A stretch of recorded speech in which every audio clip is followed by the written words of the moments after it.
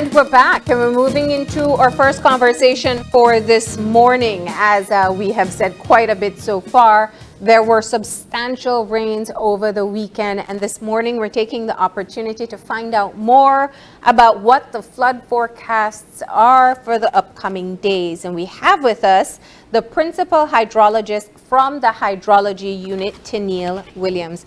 Good morning. Good morning, Marlene. Thank you for having me.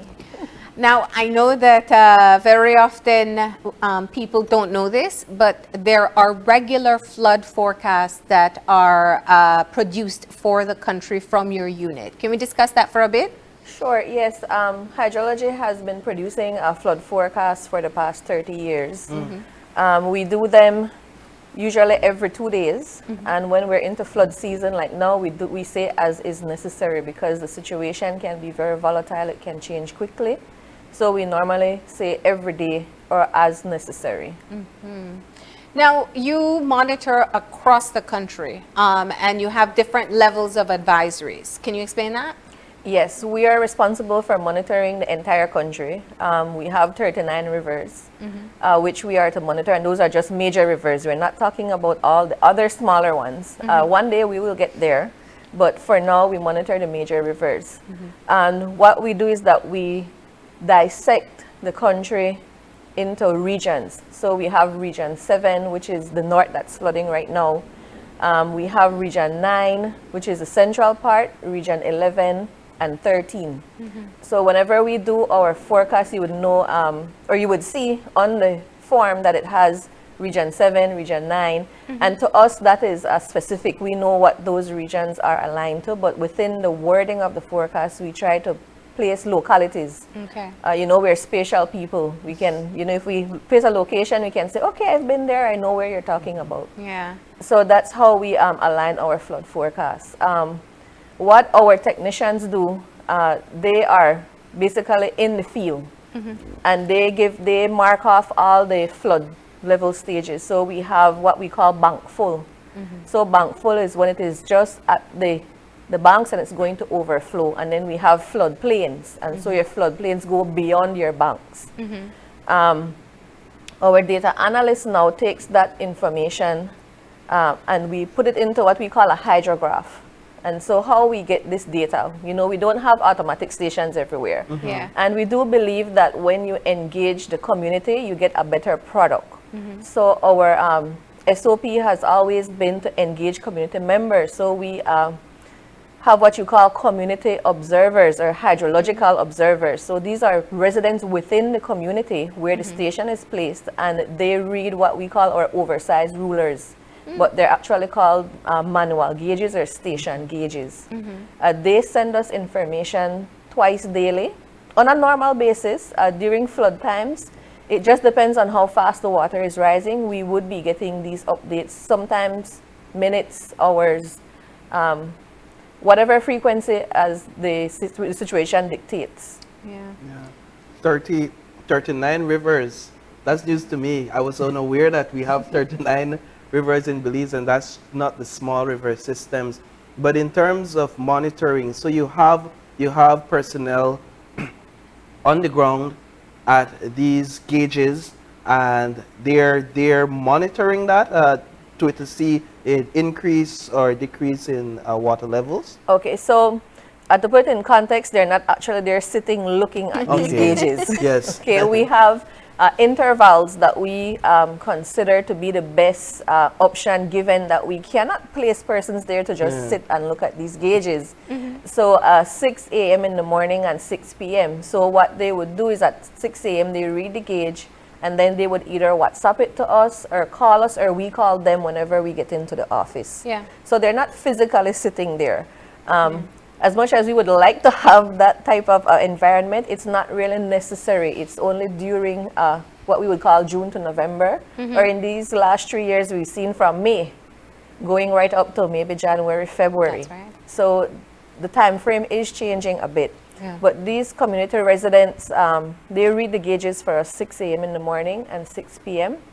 The data comes into our office. We input it in our data sheet, which populates our hydrograph, and we can know what is going to happen with the rivers. Now there's several things that can cause a flood. One, naturally, is lots of rainfall. But what are some of the contributing factors? Okay, flooding, you have different types of flooding to begin with. Okay. We have several. You have pluvial, which is rainfall. You have fluvial, which is flow from the rivers. You have flash flooding, which is mostly rainfall over a steep slope. And then you have what we call urban flooding, which is what we're seeing in Orange Walk, and we see in parts of the country, especially Belize City. Driving here, I saw some streets already flooded, but it's not to say it's from a riverine system. It's based on rainfall. But those are not in isolation. You can have any combination of those. Okay. So what we saw in Eta and Iota was a combination. We actually had flash floods, we had pluvial floods, and we have fluvial. Yeah. Because that system was not only over Belize, it was transboundary.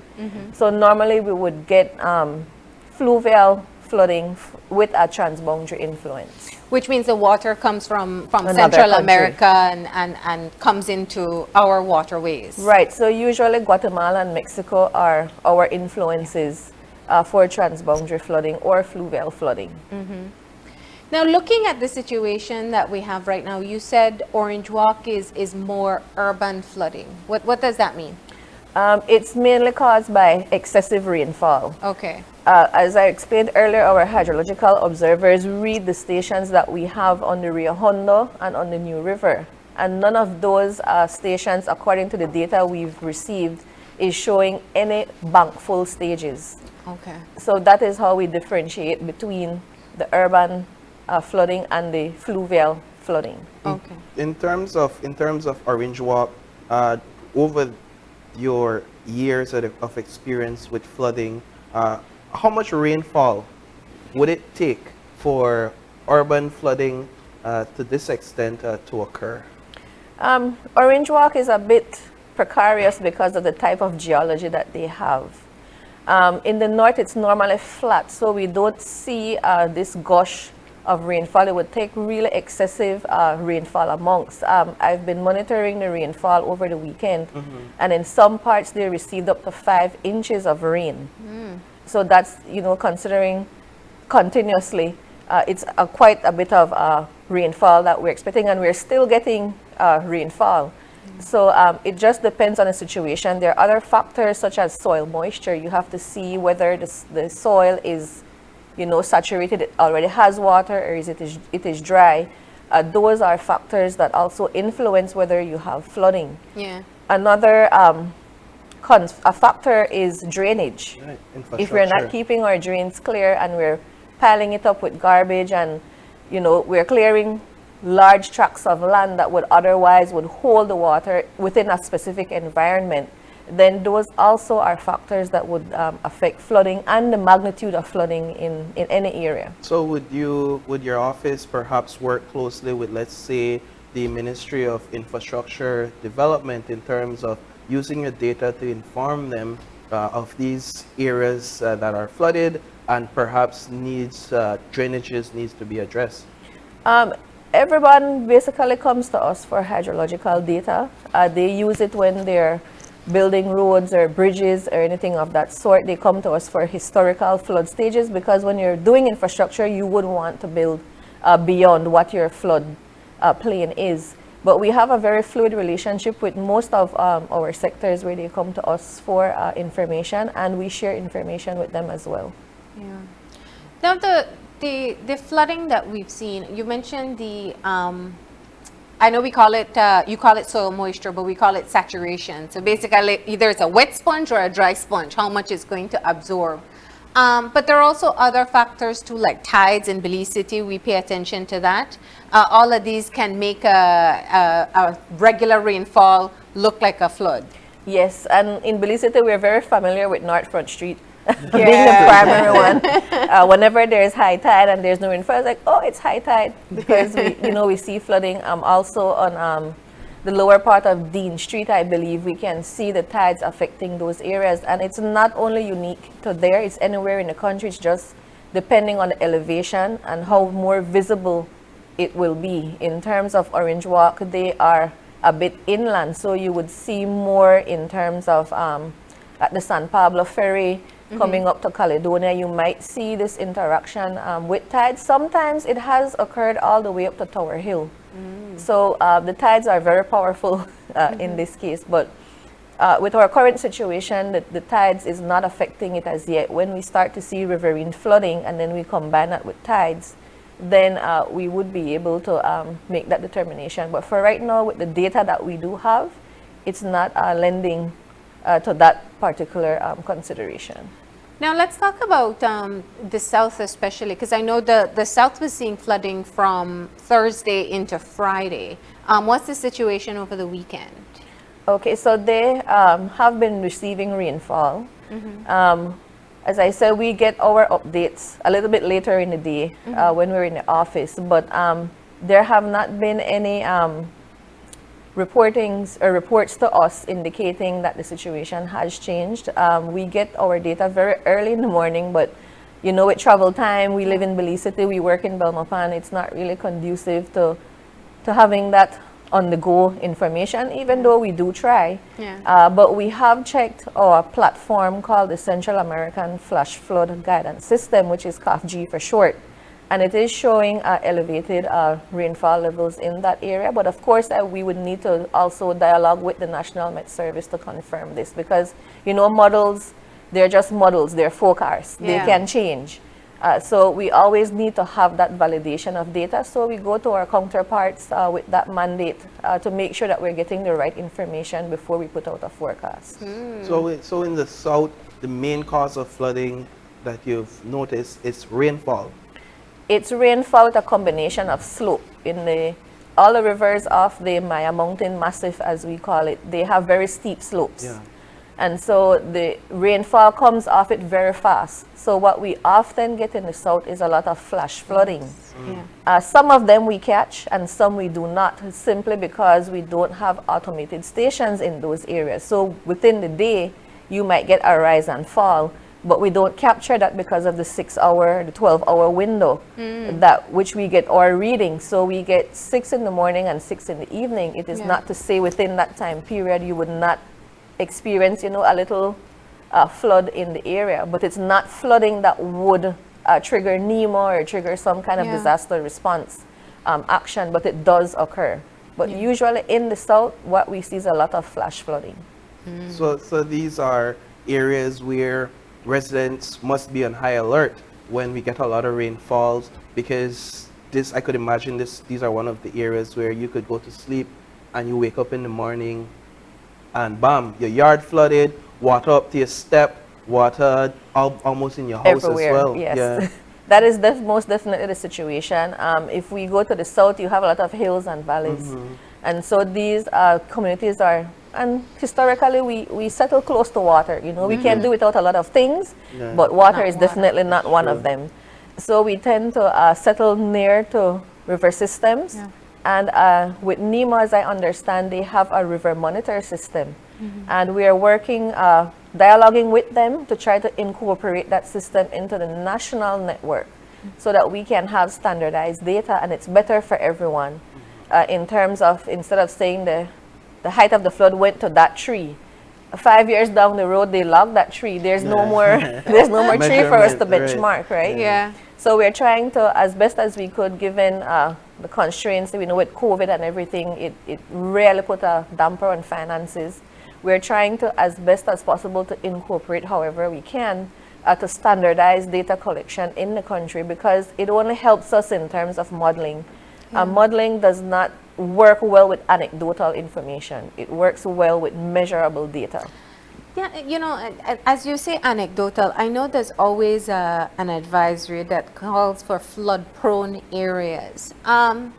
What are some of these communities? Because there's some communities that are continuously and consistently at risk for floods. And I don't know what type of communication has happened with these areas about the risks associated with it. But let's talk about some of these areas. Yes, flood-prone areas are usually those communities that are in low elevation and they're located near to a river source. Okay, in the case of Belize City, we're surrounded by rivers. Yeah. So we're a flood-prone area. Certain areas within the city are more flood-prone than others. Like for example, and I don't want to use Jane Usher, but it's the best example and the most that we're most familiar with. When we have certain areas of the country that are wetlands, for instance, and we remove the wetlands and then we start to inhabit these areas, they become flood-prone areas because the original function of that area was to hold the water that is not in the city proper. So we need to be very careful when we start thinking about urbanization and clearing the wetlands. If you're going to clear it, then you need to find another mechanism to hold that water that normally goes there. Water doesn't think. It's not a living thing. It goes where it knows it should go. It will go where it has least resistance. So we need to look into trying to find other mechanisms like stormwater management. Maybe we can capture it, maybe we can divert it. These different mechanisms, but for some areas we just can't run away from it. Belize City being one of such. We can't run away from the flooding. It's been here since it was Belize or British Honduras, so we just need to adapt and live with it. But what we need to do is to make sure that we don't increase the vulnerability of residents to flooding.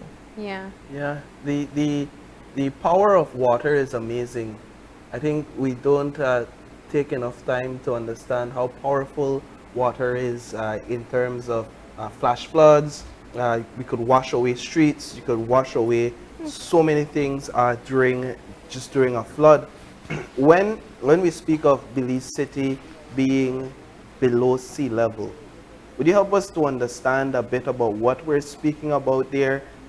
For those who may not be clear on it, you may think, all right, Belize City is below sea level. Does that mean the sea is here and then our land exists at a level below that, so it's more prone to flooding? What are we talking about? You have it exactly right. Some parts of the city is lower than others. It's below sea. It's not the entire city that's below sea level, and it's not only Belize City that is below sea level. There are parts in Corozal that are below sea level. However, their location could be inland. It's away from the sea, it's away from the river, so it would not be flooded as much. So it's not just Belize City. It's more than one part of the country. It's just depending on location that it would be more visible to be below sea level. Now let's talk about the forecast for the days ahead. We saw a substantial, I think they told us how many inches this morning. Some places saw as much as 8 inches over the weekend, and now we have the tropical wave coming in. How does that impact the flood forecast moving forward? Okay, so what happens is that we're actually in a good position right now, Marlene. The rivers aren't flooding. If the rivers start to flood, then we start to see residence time, meaning that we start to see the floodwaters staying where they are because they don't have anywhere to run off to. So right now we're in a very good position that the water still has somewhere to run off to. In the north, if we continue to get this kind of rain, undoubtedly we are looking to see a rise in the rivers. We cannot tell as yet whether it will be riverine flooding because it's very flat. And we usually have a transboundary influence coming into flooding of those rivers. But for right now, we don't forecast seeing the rivers being at flood stage. We just see the urbanized flooding continuing and that runoff going into the rivers and out to the sea. Okay, and that's for the north. What about the rest of the country? The rest of the country, before we're seeing in some areas above normal levels. So they're not at flood stage, they're not at bank full. So we would need to look at the data more closely once we're in the office and we get all the water levels coming in to tell us what is happening with the rivers. But we don't foresee flooding at this very moment. That situation might very well change when we reach to the office and we start to get the water level readings coming in. Water is something that you can't time it to the exact second. It depends on a lot of factors: rainfall, changing land use, saturation of the soil, a whole lot of factors that we need to consider whenever we put out our flood forecast. So we use multiple platforms before we actually put out a flood forecast, because we know the importance of alerting persons, but we don't want to unintentionally overexcite persons when we put out a flood forecast. But a forecast is just that, a forecast, and it can change the minute after we put out that forecast. So we try to be as accurate as possible. And what about the communication with Mexico and Guatemala to see what's happening there? I know in Eta and Iota it was very much a big part of a very big contributor to the flood that we saw. Yes, we don't have formal systems established with them. However, through the platform that I mentioned, the CAFG system, we are able to see what is happening in terms of possible flood impact in those countries. But we don't have any formally established contacts with them in this regard, even though that is something that we are working on. Okay, and the indicators so far are looking good. They don't have floods. Yeah, I don't see any coming out of their countries so far, and we usually see those through the elevated river levels. We have pointed places on the rivers, like for the Mopan River. We would look at Benque, because that is where our station is. So that is the inflow of any water coming in from Guatemala. For the Rio Hondo, we have several stations. So we look at Blue Creek North, which we know as Union, recorded as Union. That is our first inflow into the country. So we do have trigger points along those systems that without the communication, we would still start to see some elevation in water levels. You know, over the years, when we look at the impact of floods, and I guess 2020 is the easiest one to remember, but I remember that flash flood down south that devastated, and even the one that swept away the Kendall Bridge. How better is our warning system now compared to then? We're trying to improve on our warning system, Marlene. With warnings, you need to have models, flood modeling, and that is something that I have been pressing for us to start to engage in terms of flood modeling, because flood modeling then tells you the extent, the severity of any system that would come across Belize. But it is an expensive venture, and it is very data intensive. You need to densify your network within your station so that you have the best possible information. We don't want to over densify, because as we say, too much of anything is not good for you. So you have to have the right mix. So we're working on that for the north, specifically the Rio Hondo, through the Green Climate Fund readiness project that the ministry through our office has, where we're doing a hydrological investigation into groundwater, because you see groundwater also plays a significant role in absorbing rainfall. And so we need to understand what system we have, where are our pockets of water, what's the infiltration, and infiltration is what it allows to go down. How fast does it go down? So that also impacts saturation. So we're doing all these investigations under the GCF project to better understand that system, as well as we have another project through the Climate Technology and Climate Network that is specifically looking at the New River watershed. So we might not be doing it in one big meal, but we're doing it, you know, how it is best handled, so we can have the best information on both systems, rather than having basic information on the two systems. Over the years that you've been monitoring the potential for floods in the country, are we seeing changes in patterns?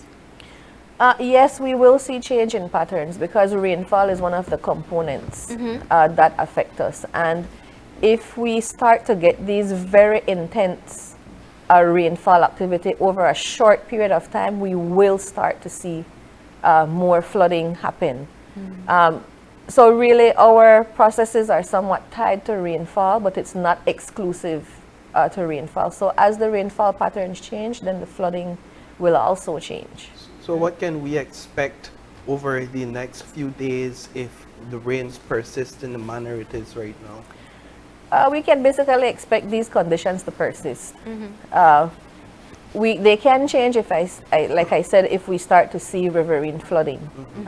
The water level might go higher, or it might what we call fan out, it might spread out. But once it has spread out to its furthest extent, then it starts to get higher. Okay. So the situation, it's very challenging to say this is exactly what is going to happen. Understand. But we do expect these same flooding conditions to persist. Over the next few days? Yes, if the rainfall continues at the magnitude that it currently has, if it increases, then I don't think I need to say anything further. Yeah, just pray for some sun at this moment. Yes, hopefully we see some sunshine soon. Yeah. All right, but the good part is that, at least as you said, the latest forecast, the last forecast that you did, the rivers aren't at flood stages yet, so that's promising. Right. Yeah, right, and just before I came in, I was getting some water level readings in that area, and it's still not showing that we're even approaching bankful, so that is very good. In terms of when the rainfall ceases, it can allow the runoff to go into the riverine systems, and then basically we try to return to some sense of normalcy, given that we don't have any more rainfall events. Yeah, let's hope. All right, well, we appreciate it. Anything else you'd like to share with us? Where can people see the flood forecasts? We send out our flood forecast via our distribution list, and lately we have been working with our ministry personnel to have it on our website. Okay. So they can visit naturalresources.gov.bz, and we should have our flood forecast up there. Well, thank you so much for coming in and helping us understand the science of forecasting floods, and most importantly, the latest update as to what's happening in the country. Thank you. Thank you too.